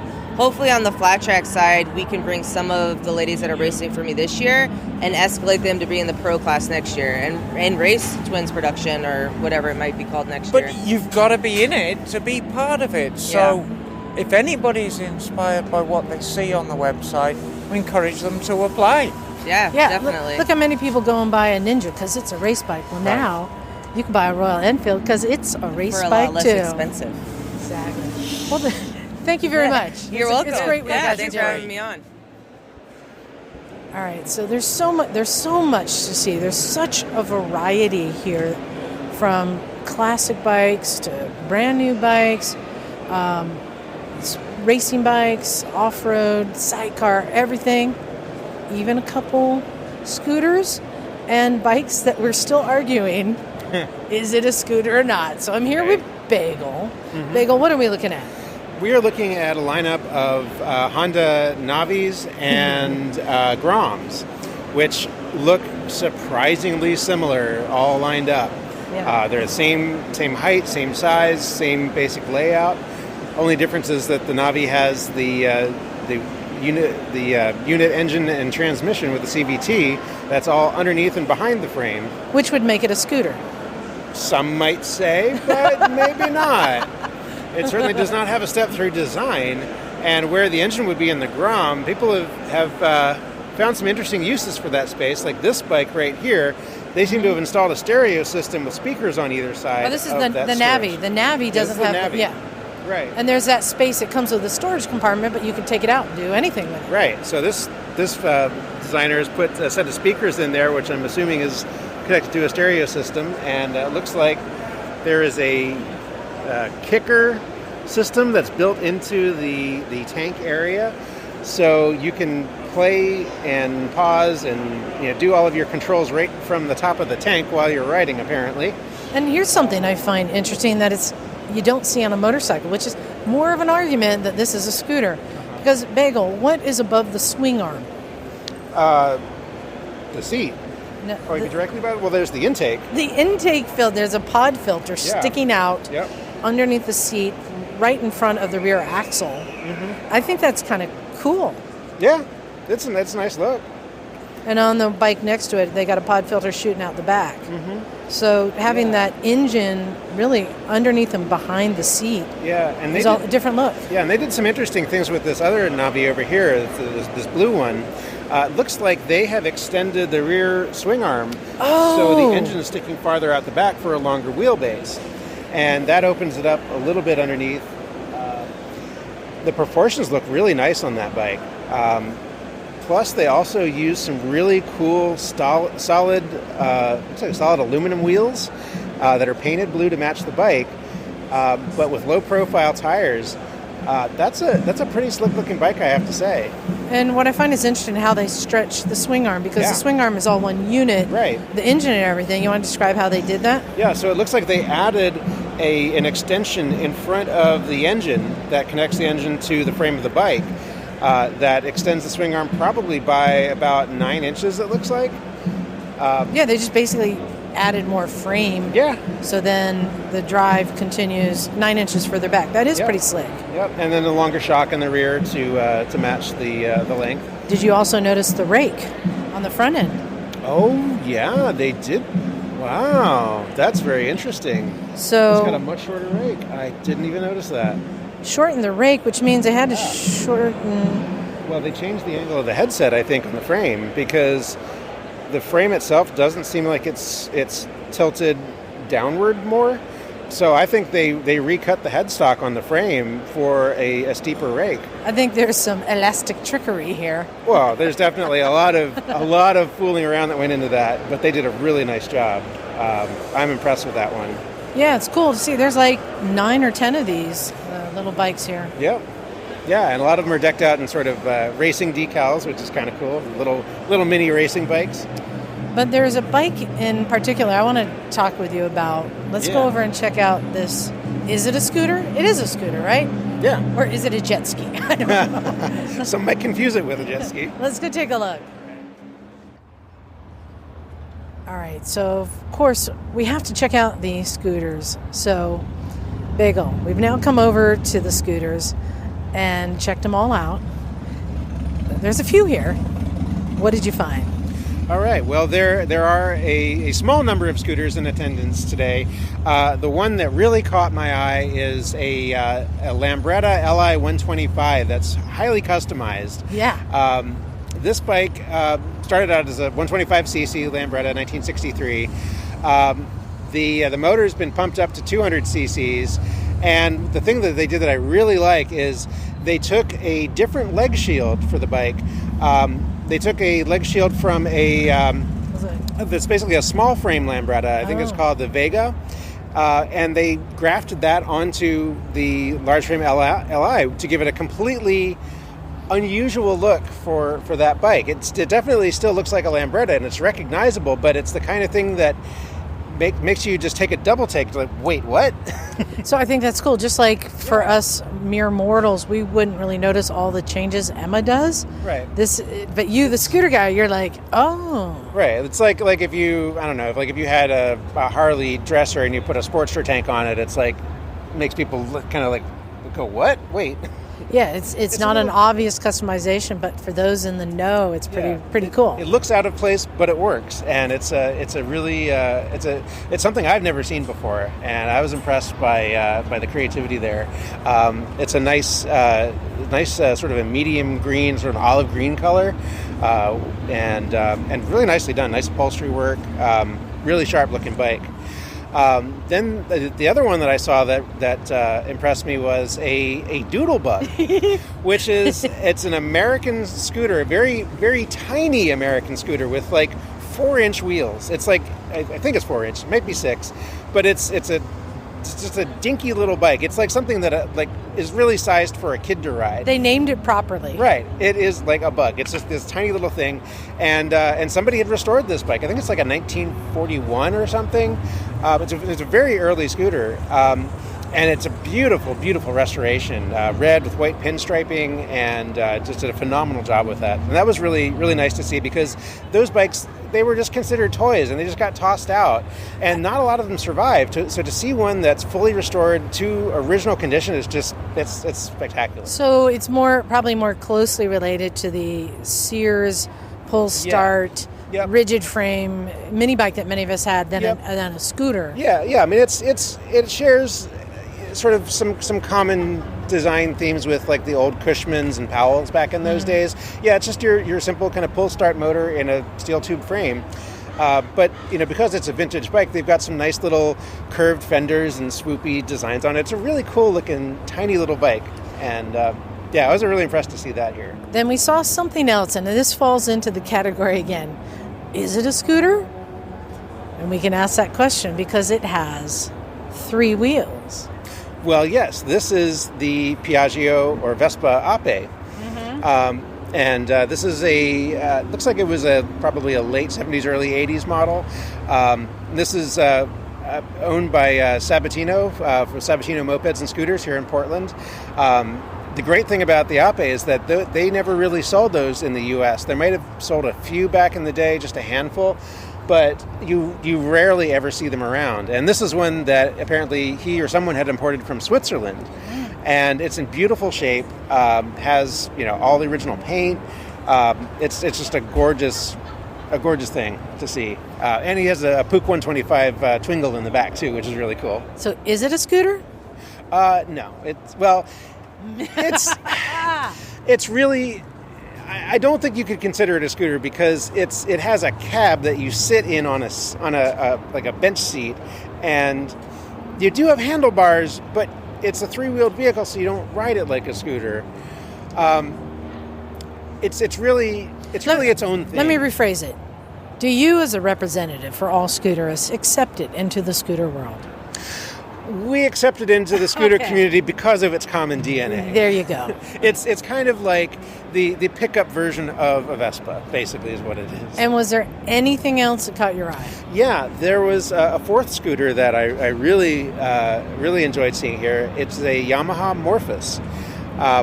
This is a bike that Yamaha made for a few years, back in the early 2000s, I believe, and it is a super sleek, super low scooter that is. It makes a Honda Helix look like a tall bike. Yeah. This was brought into the States? Yeah, this was sold in the U.S. Never seen one. For some reason, they just never caught on, and it might have been that they had just a really long wheelbase, and people weren't sure how you're supposed to ride them, because it's a very long bike. Now, this one in particular has a lot of very subtle customizations that were done to it. It has an air suspension that can be lowered, so when the bike is parked, it's basically sitting on the ground, which makes the low, sleek bike look even lower and sleeker. He did a bunch of modifications as well, like, let's see, he had... I have to get to my notes. Yeah, I mean, it's a long, black, sleek. If I had to describe it, it looks like, and people started doing these, taking like Sea-Doos and putting them over like mini bikes. Right. I thought it was that. It does look like a jet ski on wheels, if you could see the wheels, that is. But But he's one of the things that was interesting is that he completely replaced the handlebars on the bike. I was going to say the bars and the windshield all look all low and right. Well, there's no windshield on it at all. It's just the bars coming right behind the fairing, but it's got a set of motorcycle type motorcycle type bar mount with clip-ons. Yeah. Which is very unusual for scooters. You don't really see a lot of scooters with that, especially kind of road going scooters. Like you might see that more on scooters that people are taking off road or something like that, but you rarely see clip-ons on a road going scoot. So that was an interesting and very very subtle because it doesn't really stand out. Everything's black and the bike is black, and until you really look at it, you realize, oh wait, those are clip-ons on a scooter. Yeah, that's rad. Yeah, and just lots of little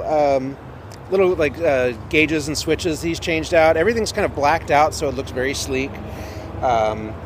He's got some aftermarket body parts, like the nose on the bike and the bumper in the rear are apparently aftermarket parts, which you wouldn't really even be able to tell, other than the fact that they're super clean. Like there's no detail to them. They're just like smooth curved panels.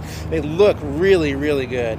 Something I kind of am learning to appreciate more is these kind of customizations, whereas you get into the big twin world, that these choppers and customs, they show off every little thing they do. And this is a whole nother kind of subtle world of extremely fine craftsmanship that disappears. Right. It's like the idea is to do it in a very subtle way. Where it's almost like it's understated. Like some of the things on this bike, other customizations he has a stainless steel exhaust that is completely hidden. You can't even see it. It's completely under the bike, which helps give it the clean look. He also had a custom front wheel machine for the bike that's out of one-piece aluminum, and also looks very very clean, very sleek. So yeah, I mean, it seems like the builder's goal was to make a bike that's really kind of a sleeper, that you wouldn't expect it to have all of these custom modifications done to it until you really look at it very closely. Nice. And they did a really nice job, and I'm impressed. I've kind of had an affinity for the Morphos just because it's so unusual, being so low and long.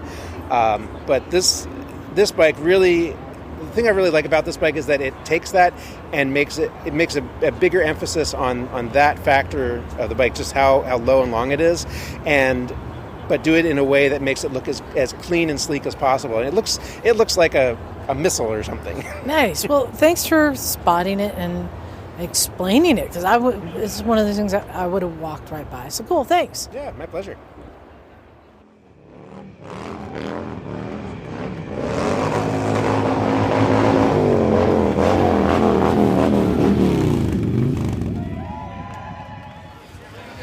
Well, John, we've been here a few days now. Are you tired? Are you exhausted? I'm exhausted. All right, so I asked you to pick 3 bikes. Yep. There's so many here. There's so many cool bikes. So my first question, which is a bike that most says to you, I want to throw a leg over and ride it right now? There's a 60s BSA dirt bike. You're going back to your roots. Yeah, I am back over there, and it's just sexy as heck. Yeah. And I want to ride it. I want to ride it in the dirt. Every time I go by that, because I'm actually more a Triumph guy than a BSA guy, but I love that BSA. Nice. I would take that home right now. No, there are bikes that you see that you like, it calls you. Yeah. Nice. All right. Now I want to know what bike is just sexy as all get out that you're like, ooh. This is hard because there's one I want to give away that's very sexy. Oh, okay. So it's kind of, I'm having a hard time deciding if I want to, have intimate biblical relations with this or to give it away to somebody else. So, man, it's hard. Okay, so and I am not a Harley guy, but there's a red, white, and blue Harley custom that's over by Mike's. Yeah, I love that bike. America! And I'm not a big America guy either, but just something about the way it's put together, I just really like. So I would take that home and make it mine. Is that why every time we walk by it, you put your fingers out and just kind of gently stroke it? I do. I diddle it every time I go by it. All right. And then lastly, what bike do you want to give to another Misfit and why? You know, I'm going to go with another Harley. Believe it or not. Wow. So, Mr. Triumph. I know, Mr. Hate Harley, but I don't hate Harleys. There's a AMF Harley right over by where our Misfits booth is. Yeah. That I think it's a knucklehead. Oh, right. Yes, with that beautiful I love that AMF bike. I paint love the job. AMF paint job. And you know what I'm going to do? I'm giving it to you. Me? To you. Okay, I'm going to tell you what I'm going to do with it. What? I will take it. I'm going to put it on a shelf. Yes. It would look good on your shelf. I don't want to ride it. Yeah, it's I pretty. want to It's just like look candy. at it. It's like candy, isn't Yeah, it? Yeah. Thank you, John. Yeah, those are my 3 bikes. Cool. All right, we're good. All right, so we've mentioned that we brought a bunch of bikes to the One Show to display. That's not the only one of the Misfits who is presenting something here. We brought up one of the new kids, Lila. Lila, you were presenting. What did you bring? So I brought my photography to the show per Emma's suggestion, and you just sign up. They let you in or they don't, I guess. There's a lot of art here, though. Like every fence is that's behind the bikes, that's inside of the shipyard, is 6 feet tall. And so each artist gets 12 feet of space to display whatever kind of art they want.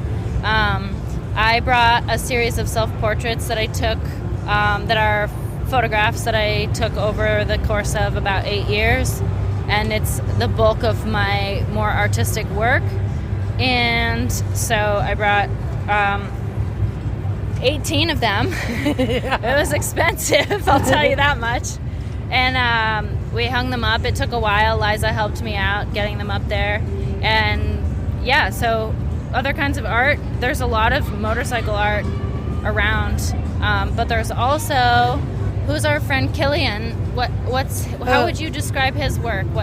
So Killian, Killman Customs. Yeah. He does almost tattoo-inspired, I think it's digital artwork, right? Yeah, I think he uses mixed medias. Like when he does the very first edition, it may be not on digital. I think it might actually... But it's almost like cartoony, abstract, really they're cool kind stuff. of like a little bit trippy, like really brightly colored. They have like cartoon characters actually feature in them. Yeah, and then they're like actually glow in the dark. He uses glow in the dark paint or something like that. So you come to a motorcycle show and you bring art, not a single motorcycle in it. But, yeah, that's absolutely right. But now that you're here and you see what this is about, it's about culture, it's about food, music, art, bikes. It's awesome. What else? What other art? Can you describe some of the other art that's here? Yeah. Okay. So we also have a friend who made these incredible quilts. Yeah, Sarah. Yeah. And do you remember her business name? I don't. Okay. Well, we'll find that later and maybe plug it in. But she does these incredibly detailed quilts, which I've heard she also does very quickly because she's extremely talented. And a lot of them are bike related. A couple of them are hung right outside our little hangout zone. Colorful. And one of them goes with scooters. She wanted to hang it up near some scooters. Yeah. Let's see what else. What other? I mean, there's all different kinds. Yeah, of media there's here. like Everything. illustration. There's beautiful custom painted helmets. There's a lot of helmet stands. It looks like fine art. You know, there's a bike that's covered in pennies, and it matches a helmet that's covered in pennies, which actually was at the Icon. Or no, yeah, it's here on display now. It was at the Icon party. Yeah, the Icon party. Yeah, there's prints, there's paintings. Is there any like sculptures? I haven't don't think seen I've any. seen any. I've kind of been Things looking you can for that, hang. but yeah, mostly stuff that you can put on fences. So like a lot of 2D art. There are some really sweet, beautiful photographs of motorcycles in like action shots, which is kind of what I'm trying to move into. Partly is like culminating my interests of loving being around motorcycles and also photography, and like I'm pursuing that as a full-time trade. So let's see, there was some illustrations that were like kind of like they looked like maybe chalk pastel or like charcoal, and they were very like you could really see the motion of like a motorcycle kind of drifting, or there were some really cool action illustrations. And to go along with all the cool stuff here, there's a lot of vendors. Not just selling new stuff. Some of them are selling old stuff, and you found yourself some. What'd you find? I did. So I have a thing. Hold on. Very loud. Those are like groms. That's a grom going by. That's really loud. So back to so you found some vintagey. I did, What'd yeah. you get? So I actually work for a vintage dealer on the East Coast, and I'm really into vintage. So I immediately saw vintage booths and started wandering toward them. But before I even approached, I saw a red leather sleeve poking out from a rack that was outside of a tent booth. And I was like, what is that red leather? So I immediately walked towards it. I made a beeline, and it was a ninja jacket, which for those of you who don't know and haven't been listening incredibly intently, I ride a Ninja 250, and I'm hoping to upgrade to a larger displacement of Ninja. But this jacket is vintage. It's red leather. It's got Ninja embroidery on It's both like sleeves. I think a 90s Kawasaki Ninja Yeah. Oh my leather God. And it fits like a glove. jacket. I mean, I got a little extra room in my sleeves for when I'm got my elbows back, Nice. And it's great. I'm psyched about it. So first time here at the show. Yeah, we've got you enjoying lots of free swag. I mean, there's stickers everywhere. There's people are giving out bags and free shirts, and there's little fun games you can play to win a shirt. For more engagement, everybody's trying to sign you up to win a free bike or a free custom helmet. There's lots of fun stuff, and the food is also bomb, albeit overpriced. So I think you're having a good time. Yes, I'm having a great time. Awesome. It's sick here. I can't wait to come back next year.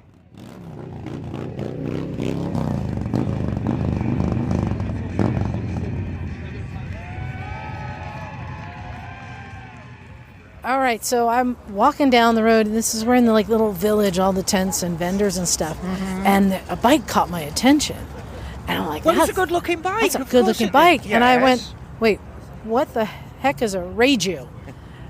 You know, R-I-E-J-U. I'm like, No, what it's is that? classic Liza. And it reminds me of Mikey's like SWM. Right. Emma, you know what this is. So, way back, we're talking the late 80s, and most of the listeners to the podcast know this. I lived in Spain.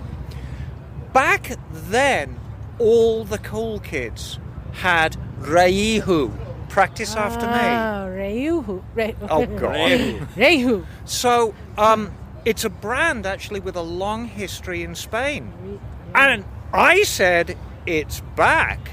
However, the stand is being inhabited by Mark and Derek told me they never went away. Yeah. So tell us what we're looking at here. Yeah, that's a Reiju MR 300 Racing that Derek did up in his own special colors. It looks really sharp, doesn't it? Mm-hmm. Yeah, it's amazing. We posted it on Facebook, and everybody's like, "I want that one." It's like, well, Derek made this one off, but it's a 302 stroke from Spain, and Reiju is now finally really solidly in the U.S. Before, as she said, they had a lot of 50s, a lot of 125s that a lot of kids over there would use as street legal product. They've been around for 85 plus years, and now with the building of this platform that used to be from the old Gas company, we're solidly in the U.S. And a lot of people were just introduced to Gas Right. because of Yep. Dakar, but it too is a company that's been around a long time. Yeah, Gas has been north of Barcelona and Girona for many, many years, 25 plus years. They just were recently purchased by KTM Group, so now they're part of the KTM Group. So the platform that was with Gas, Reiju, just 40 kilometers down the road, said, "Hey, we want to continue this great product and this great bike." And I just want to make sure that people understand, because, well, who the hell are Spaniards? Spain has a long history of having a love affair with motorcycles. Oh, yes. Everyone's heard of Osas, everyone's heard of Bultacos, everyone has heard of Montesas. These are very proud Spanish products that just made that jump for the export. There is a million more domestic products that are out there, equally high quality. Spanish are legit when it comes to bike making. Yes, it's the trials market, especially trials. They're huge into that. Montesa, all the brands almost come from there, except for a couple of them come from France and Italy. But they love their motorcycles. Pure, it's crazy how excited they get. Now, Derek, you said this is your bike here. Yes. So, what would it be most similar to in the bike world, like a KTM? What is it most similar to, or is it its own thing? I would say they're their own breed, definitely. All right, then why would somebody tell me why Riehu over a Honda or a KTM? The fit and finish, the quality. Ah, there it is. The Suspension, the motors, just the product in itself is they come with a all high quality setup bike with a average competitive price range on everybody else. 32 years in the industry of doing motorcycle repairs, and it's probably the best bike that I've ran across yet. So what would be a suggested retail on a bike like this? This is a 300cc, two-stroke, just dirt only, almost looks like race ready. Well, they have 3 different models and different sizes of them, so they range from 96 to... Yeah, the Ranger version is like 8,600 up to the full-fledged Pro Race Edition. That's 10.6. Okay, and we're going to include pictures of all these bikes on our website. Yeah, that one will get loved. Right, it's an absolutely superb looking bike, and it's your build, Derek. So Yes. I really want to talk about what you've done to this. I mean, the graphics are absolutely stunning on this bike. It's primarily white with a red and green graphic, but it's these frame protectors and the engine protectors that really catch the eye. These are all the guards are all the products that we sell to go for the bikes. Right. I just wanted to kind of display as much of the product we can get and do to the bikes as possible, and then give everybody the idea that you don't have to spend $16,000 on a Japanese motorcycle to get a little over a $10,000 well built. So pretty much all the products that you've put on this bike are available through D&M Motorsports, who are the import concessionaires for this bike. Yep.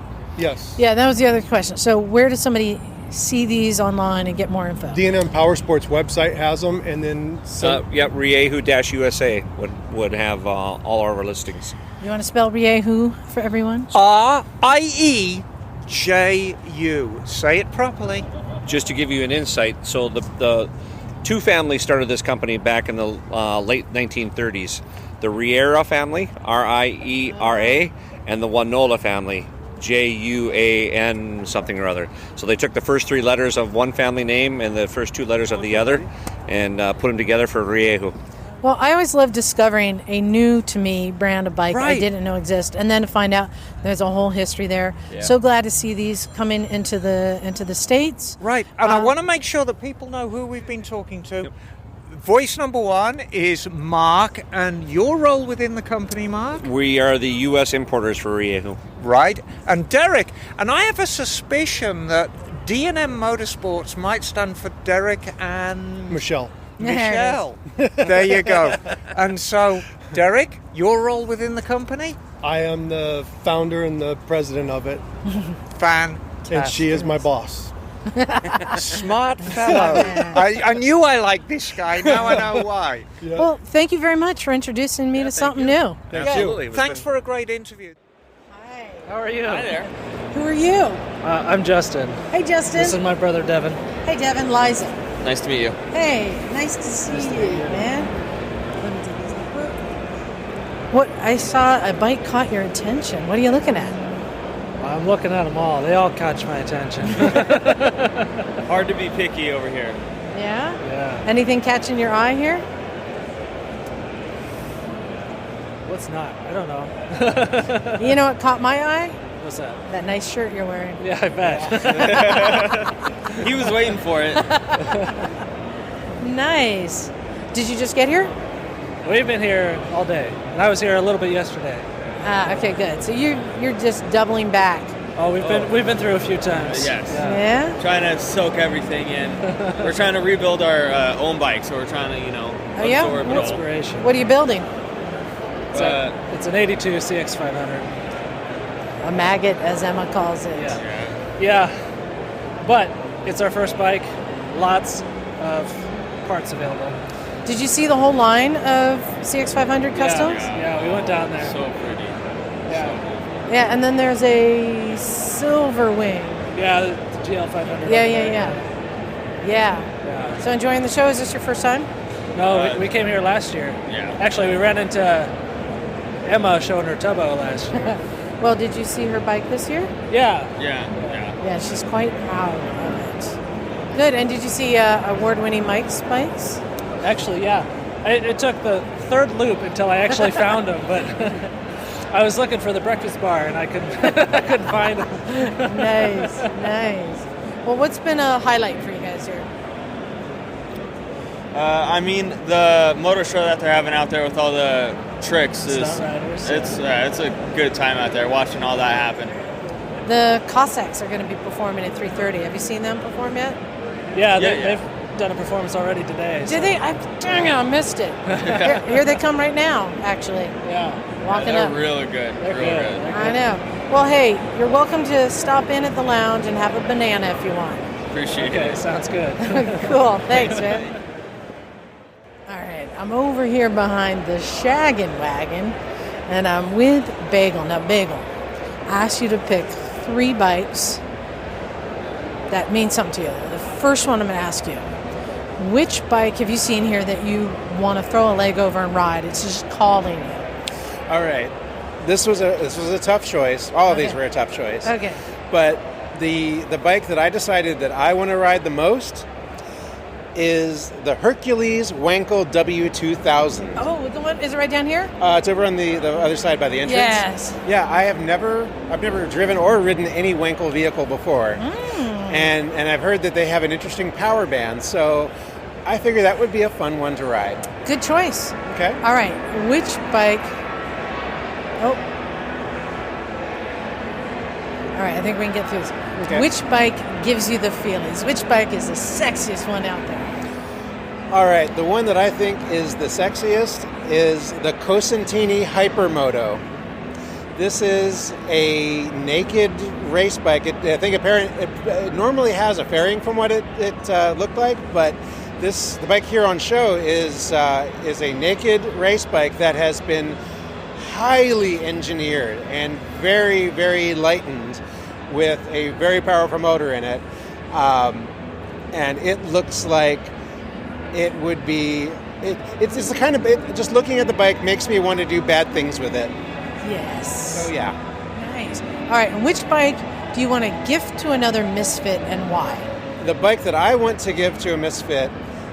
first I will say I want to give this to Miss Emma. Oh, okay.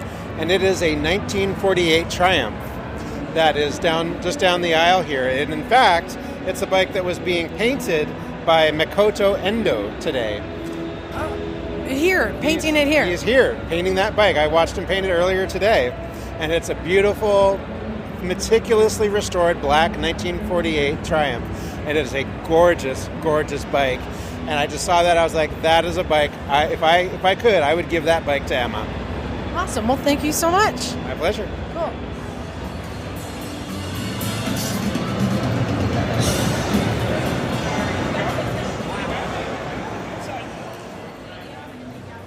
Whoa, well, hold on, Bagel. I just found something cool.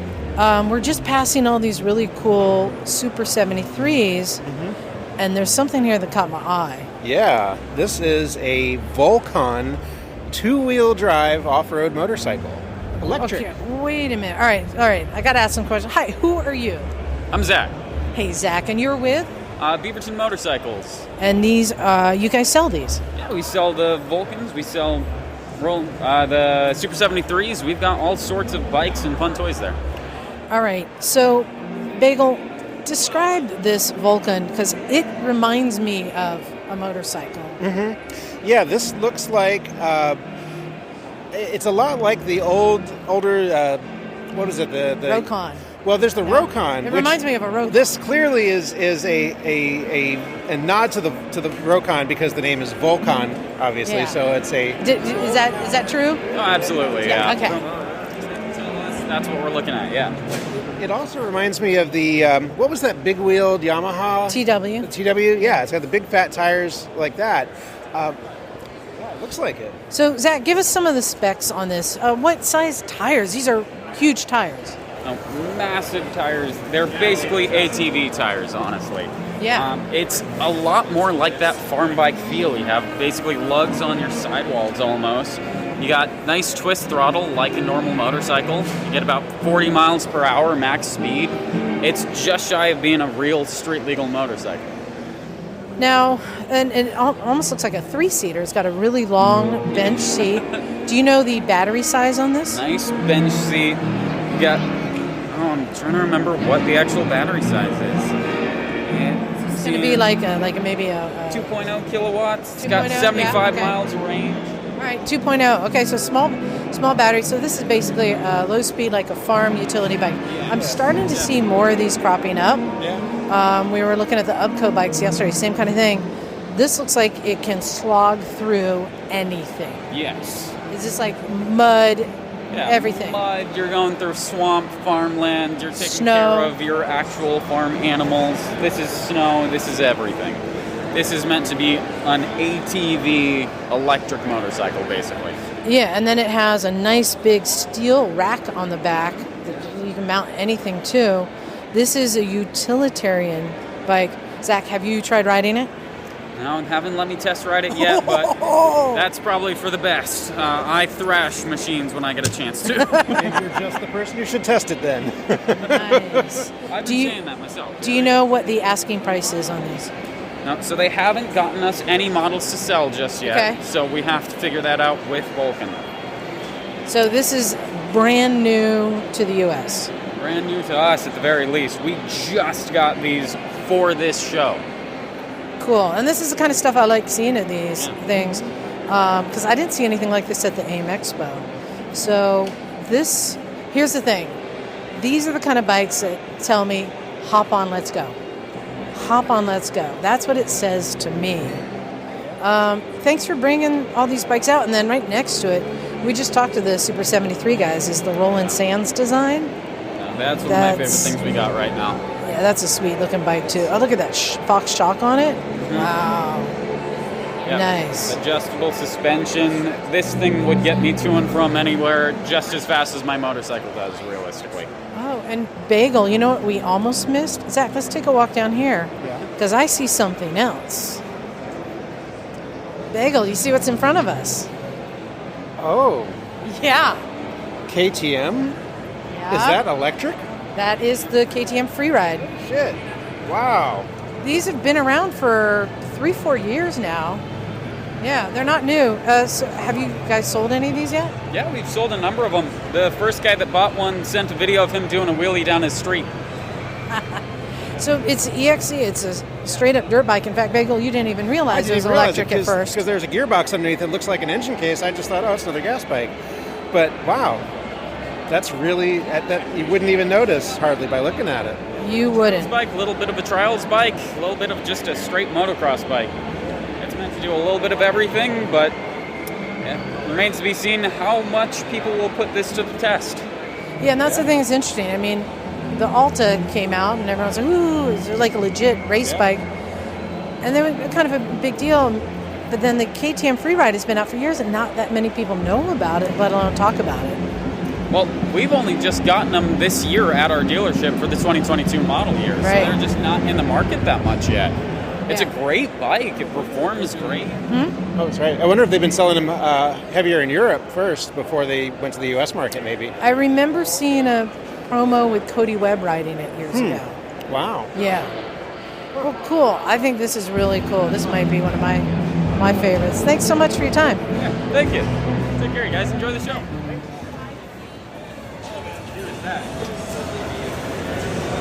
Short track bike or possibly even on the street. This show, it is packed today. Now, the brief story is, I came in on Thursday, I was very, very stressed. I found a spot right by the OVM display. Now, not part of it, but very close. The most glorious English bikes, and among them, a beautiful aluminium-coloured Norton Commando. That's aluminum, darling. No, it's not, darling. Anyway, like my Trident, I'm immediately drawn to it because there's so much machine work on it. And it's the details that draw you in. You've really got to look for them. Yeah. I'm here with a builder. Yes. His name's Nathan, and he's very dapperly dressed. Introduce yourself, Nathan. We want to know all about who you are. So my name is Nathan Ackley. Some people out there might know me by another name. From Olympia, Washington, and I have built a Commando Cafe bike. It's pretty rad. Thank you. Yeah, and it's not painted. It's like the raw metal. Yeah, just polished aluminum. I love that look. And we had the frame powder coated by our friends at Capital Industrial in Olympia, and some of the welding was done by Ziegler's Fabrication downtown Olympia as well. And the bike was built on commission for Urban Upholstery, also in Olympia. And the owner and his wife do fantastic furniture restorations. So what you see, the leatherwork on that motorcycle was done by the owner and his wife. So Nathan, you said you did it to a commission. Do you have your own shop in Olympia? So I got Dad's garage. Okay. Best thing he ever did for me was show me how to spin a wrench. Okay, great. Yeah. That's fantastic. But we have a second guest with us. Because when I came up to you and said, Nathan, the machining on this bike is great, you said you need to talk to my mentor. So this is the Misfits. This is Money No Object. We're talking to your mentor, Patrick. Hi. Who are ya?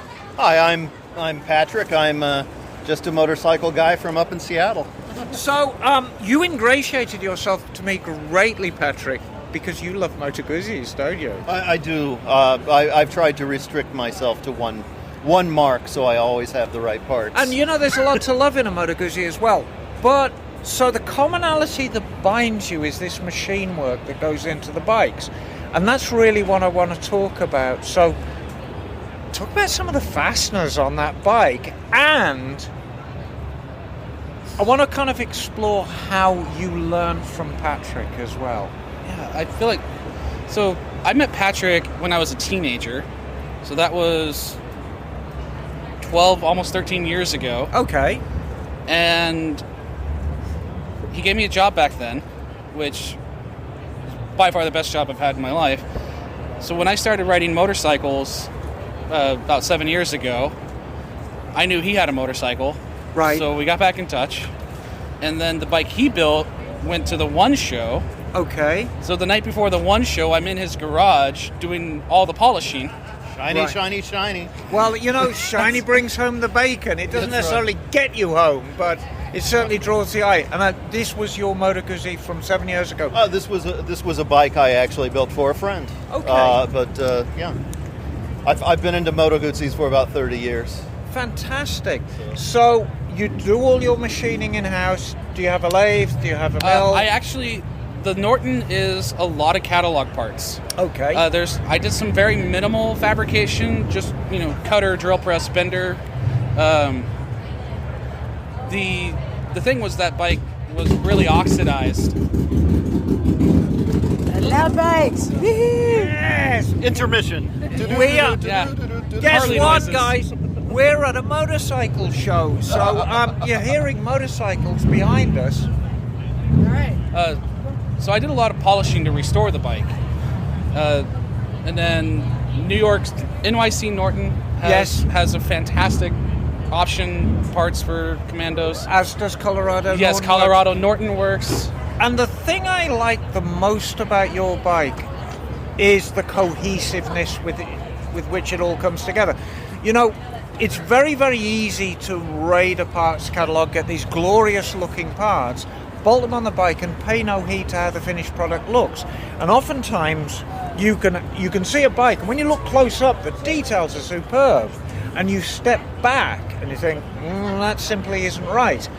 That's not the case with your bike. It's a very cohesive design. And we wanted it to be a rider's motorcycle. Right.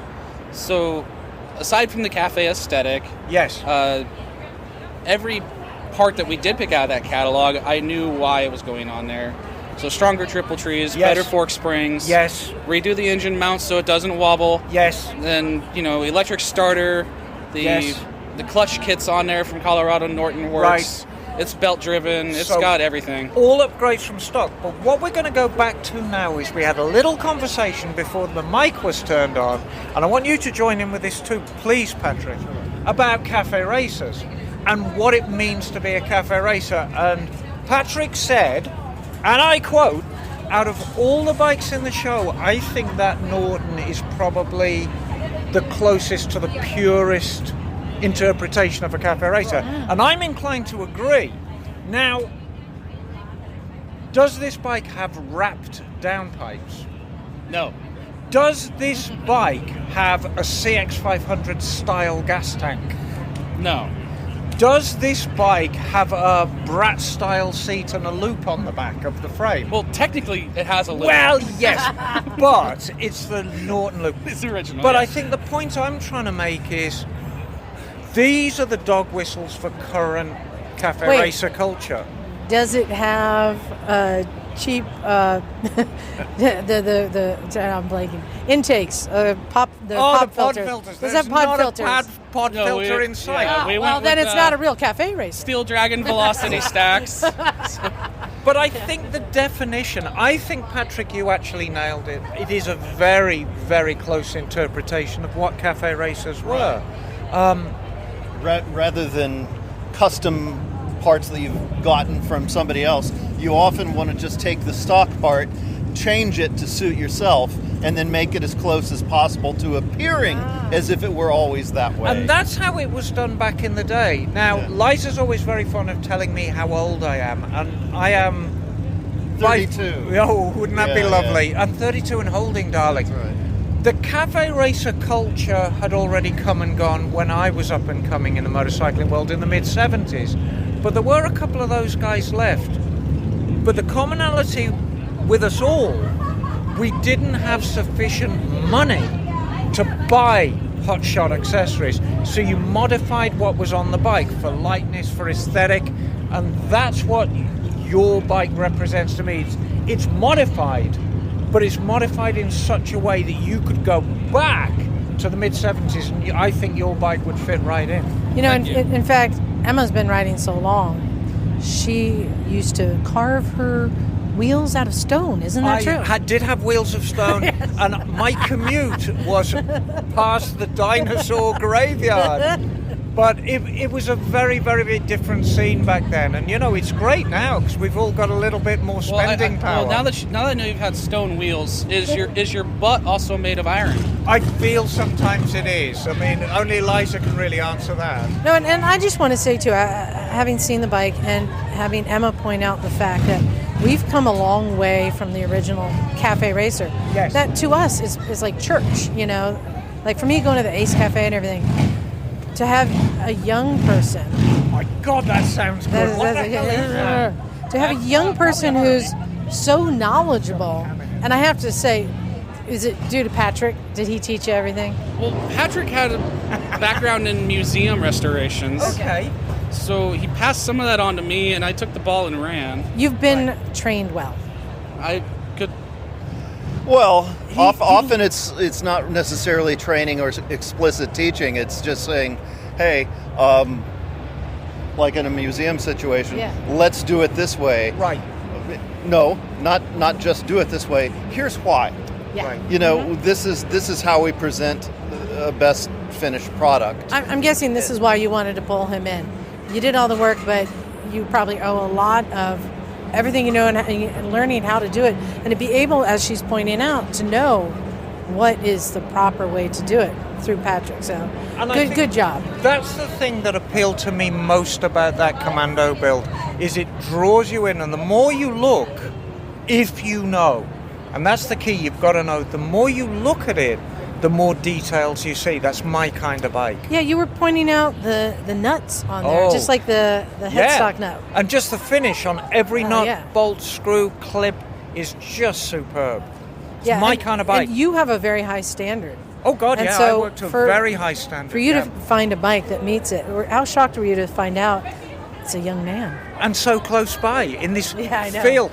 And I want to be absolutely clear, there are a lot of bikes here built to a very, very high standard. But your standard is specific, and that's something that Well, and it's you the are teaching us all details. It's about the this details. other, like more layers deep. Yes. That's what it's about. Exactly. It's a very, very nice bike indeed. I think it's just the greatest. And the triple tree.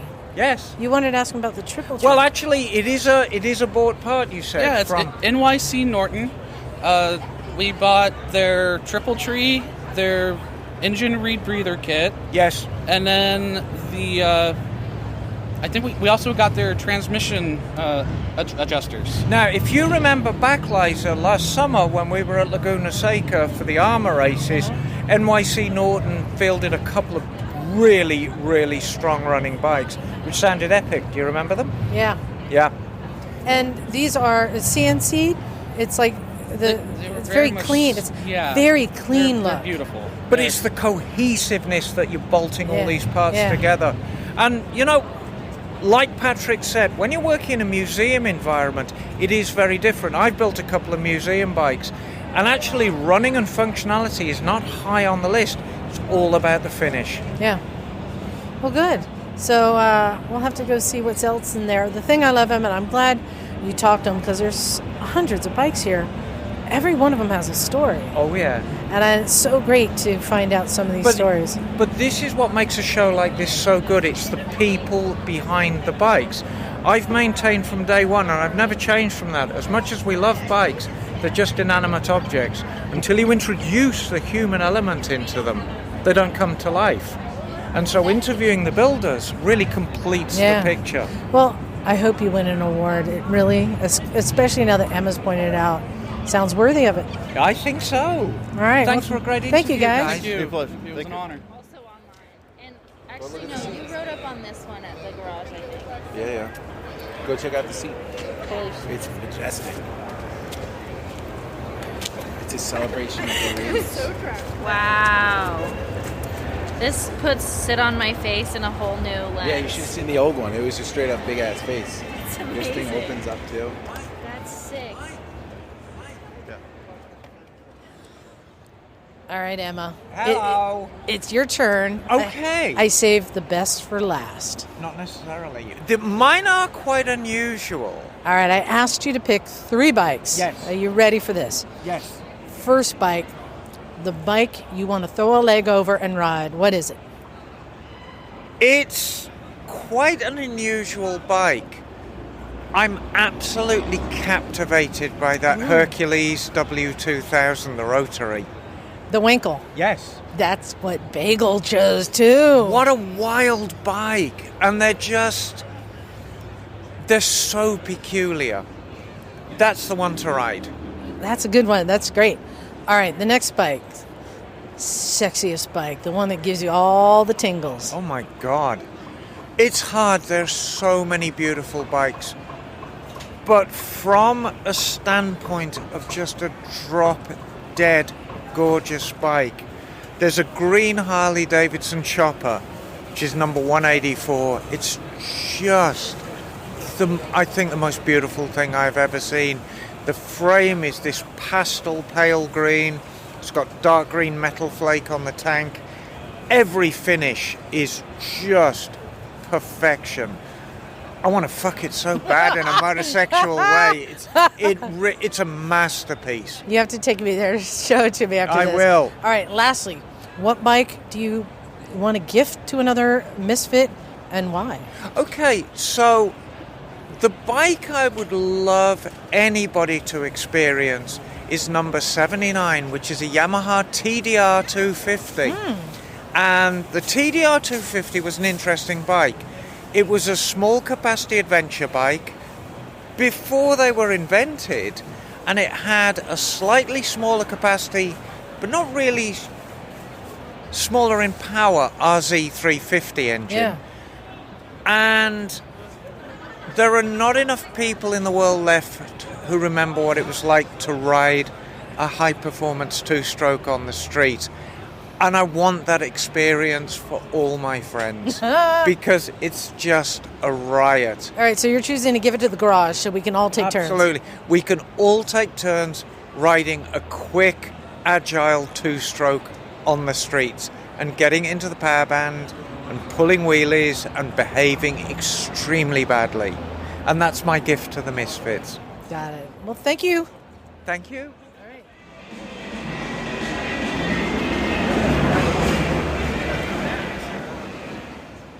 Well, man, this has been a great time here at the One Show. So many interviews, so many people we've met, just having so much fun.